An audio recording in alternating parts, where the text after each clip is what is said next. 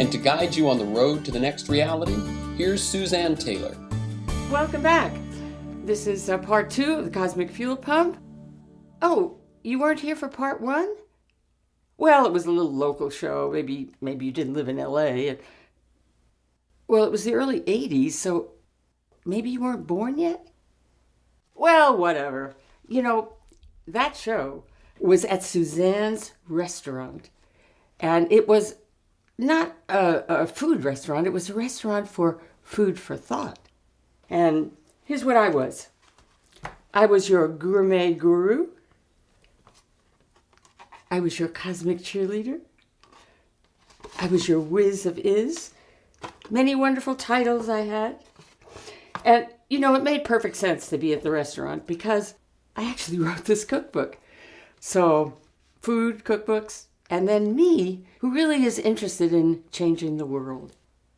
In those days, I was more interested in changing ourselves. It was the height of the human potential movement. And, you know, we were all looking for who we were. In fact, this is a little sign that I used to use. Start a show like this and I go, hello, come out, wherever you are.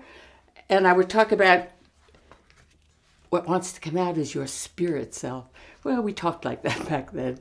But, you know, we were learning. It was a new time. Well, this time, we're looking to change the world. What is this worldview that has us so violent, has us so greedy? And on the show, as we explore the patterns of thought that exist in our psyche, that gets us through the world that we have, there are patterns for how things change and where we are in the cycles of change, all to come. There are models for change. There are things that happened earlier that it would be good to know about them because we can replicate them now. We don't have any forces that are working to create this kind of system-wide change. A sea change is what we really need. We're ready for it. Well, we'll talk about all of that. I'll bring you some heroes, people who are inspirational for the world to come. And most of all, we'll talk about outside-the-box ideas. What haven't we thought of that really could make a difference? We're not having that conversation. There are a lot of possible things. You know, I love the Margaret Mead quote. Everybody knows this quote so well that I know it by heart. Never doubt that a small group of thoughtful, committed citizens can change the world. Indeed, it's the only thing that ever has. Well, the New Age worked on that and gave us the confidence that if we really did come into this personal power, that who knows, you know, maybe we could be, well, at least I thought that way, maybe we could be the change agents. My previous major try to get the world's attention was with the crop circle phenomenon. Don't laugh. Don't believe what the media tells you. We'll talk about that more as time goes on. But anyway, I did create this wonderful movie that got a good review in the New York Times. I mean, really? Well, the reason I took this subject on and made a movie about it, it was quite an involvement, was because actually it could change the world. It could get everybody's attention. Just picture Contact is in headlines if indeed we're not making them, and believe me, there's plenty of evidence for that. So what would be going on? Well, we'd be having one conversation on Earth. What is it? What, is it dangerous? No, it's not, because it's very beautiful. Nobody be scared. Where's it coming from? It's not us? Who is it? So one conversation. What are we having one peaceful conversation about? Nothing. And also just think, okay, we've established it's not us. Something is visiting us. Something is from somewhere. Not necessarily extraterrestrial. Could be another dimension. Who knows? If indeed we had some otherness, everyone would focus on it. Something to relate to. We don't have anything outside of ourselves to relate to. So as we engage with each other, we have all this conflict. All this world of duality. Well, this would pull us out into a whole new perspective and get us thinking about the whole, which is just what we need to do. to get us moving in the right direction and changing the world. This gives me a platform, so I speak at conferences and various other kinds of events. I start out showing people these bent spoons. So I've got a whole collection of them here, all these spoons, bent spoons. Well, you're not so impressed? You think you could bend these by hand? Okay, that's only the first thing I show people. After that, I show them this. A friend of mine named Gary Sinclair did this. He did it in front of me. Believe me, I'm not faking. And he didn't do it that way. He did it with his mind. Well, we could do a whole show on that, but just be aware, as I tell people, that the things you may think are impossible, maybe not. I want to take you through a little bit of my life to tell you what got me to this unusual place. I started out as an actress. Here's pictures that I used to use. Those are my twins. Well, here they are now. So I want to introduce you to my twins. Now, you may think they're my triplets. Well, there's two of one of them. Jamie, that's Jamie over there. This is Liza, but she's not talking today. No. But I thought, I'd introduce you a little bit to my personal life. On Mother's Day, which we just had, I don't know when you're going to see this, but Mother's Day was a couple days ago. And the post on Facebook was 10 people naked in my hot tub, me being one. Yeah. Yeah. Sounds right.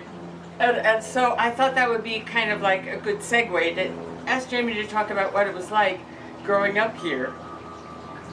Well, I think this sort of says it all. Right now I'm standing next to a cardboard cutout of myself that she keeps in the living room and introduces to people when they come. She dresses it up at Christmas too. You put hats on. Oh, we do. We put little Christmas hats with bells on them. Right. So that's just par for the course. Yeah. And the hot tub thing, average. I actually expected when I came for this trip, I was like, I wonder if anyone's going to be naked in the hot tub. No, come on, that was the 70s. It was longer than the 70s. Well, 80s? And the pool, basically just naked. There was just naked everywhere. Well, that was a long time ago. Yeah, I just remember. We did that a long time ago. Come on, I'm looking at the gazebo that someone lived in right now. Well, I remember it all. Well, yeah. No, it was a colorful childhood, as you would imagine. But she's awesome. I mean, look at her. Am I allowed to say how old you are? No. She's 12. It was a great childhood, and her message has not changed since then. She's wanted the same thing since I can remember, which is just for the world to be a better place. And everybody to be naked in the hot tub. Everybody to be naked in the hot tub, and for the world to be a better place. All right. It's the same message. We're just a little older and flatter. Did I tell you that we're now at Suzanne's house? Yes. Yeah, we're not at the restaurant anymore. And in fact, the next set of programs we're going to do, we'll do from the living room. And you'll see it is lined with my paintings. Now, while I was being an actress, I was also a painter. But eventually, I couldn't paint anymore. I couldn't do commercials for soap. The world was in such chaos. This isn't the only time the world's really... Well, this is a continuation of chaos that we've been in. I shouldn't say chaos. Back then, there were more important things to do than paint. And, unless I'd been Picasso, I wasn't. But I had a one-woman show. It wasn't bad. But it just seemed to me I was so steeped in the human potential movement, all those ways that we could improve ourselves. We were so, tuned into it. We weren't always in the hot tub. So I just said, okay, I'm not doing that anymore. What am I going to do? And I just started doing projects and events that could change the world. Like, for instance, the cosmic fuel pump. I actually got an official assignment a few years later. And it was this booklet. Inside the Intelligence, Mapping the Path to Oneness. This is an instruction book for how the world could be and what I'm supposed to do to make it that way. Well, my assignment actually was to be the cheerleader for the world to come. I rather like that idea. In fact, look, here's me. I think I'm 16 in this picture. You know, that was the happiest day of my life when I made cheerleader in high school. I was the brain. I wasn't supposed, the cheerleaders were the pretty girls. So it's like, oh my God. And I even made it a year earlier than almost anybody. Usually you made cheerleader in your junior year if you did. I made it in my sophomore year. So I don't know, I was destined, don't you think? But cheerleading for this new world, we were in such longing for what we actually can never find, which is, where do we come from? What is this life thing? You know that we have somewhere between 30 and 100 million species. I can't even count them with any accuracy. Can you imagine? They're so overwhelmed by speciation that, well, where did that all come from? And where did the intelligence come from that runs everything? Well, we used to talk about God and think of it as the guy with the beard. We don't even talk about that anymore. But what is it? It's not nothing. Frustrating. We're never going to get behind the original origin, but we do keep yearning to understand it, because there does seem to be a pattern and a plan and an evolution going on. It's not all random and chaotic. Well, my God idea is this: the intelligence. Think of it as the intelligence. Who knows what, who knows where, but it is what's running the show. So what I'm actually going to do here on this show is read from this. I'll start each show with it, actually. It'll be kind of the key off, because it's a very interesting, insightful report. And although it's written to me, little mysterious origin, it would apply to you as well. Certainly the plan you'll recognize, hopefully, or we'll talk about it so that we'll make it clear. What is the intelligence up to?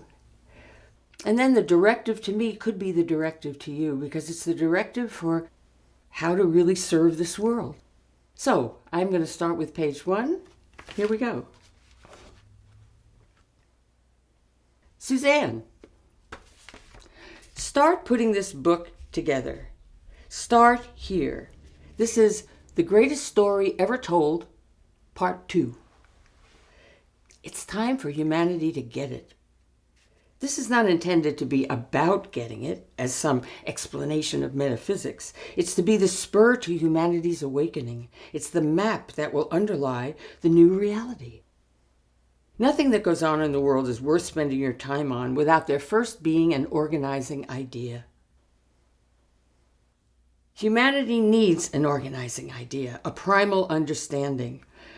Endless pushing and pulling, tugging and scraping, cajoling and screaming, a hubbub of irrelevancy will go on forever until there is a call to stop. Call, Suzanne, call. Be clear. Get everyone's attention. No more settling. Wake the world up. You keep retreating. You don't take a stand. Every position short of the absolute will get you an argument. There is no argument. Don't argue. Your truth versus my truth is ridiculous. Truth of being has no sides. Don't be irate and don't be apologetic. Just be. Suzanne, you are a seething island of passion in an ocean of indifference. Every once in a while, someone like you is sent. Jesus was that way. We keep sending messengers. So far, he was the best. We intended him to be on a relay team, but no one else has carried the baton. Pick it up, Suzanne. We have been dangling it before you for a long time. We will keep helping you, but you must ask. Let us in. Until you open the door, we are outside of you. Come and get us. It is what they all must do. We are absolute. Send your friends. Tell them we already know what they will say. Tell them we think not. That is all deflections. Instead, let the truth sink in.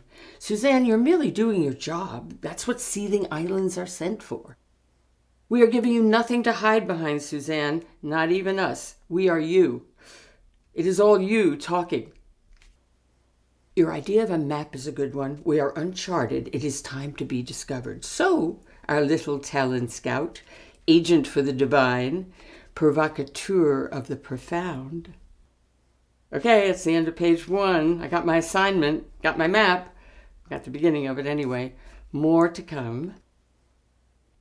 What I thought I would do to end this segment is give you a little homework assignment.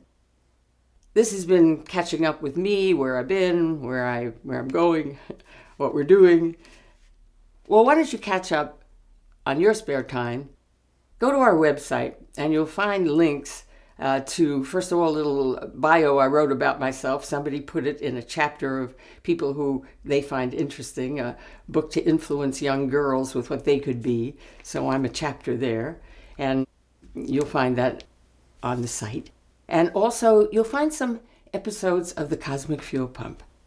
There's one there from the early part of the show when we were at Suzanne's restaurant. Eventually, we moved out of the restaurant and we did move into my home, and you'll find some of that also.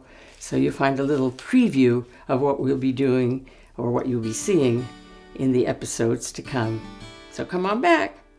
See you soon.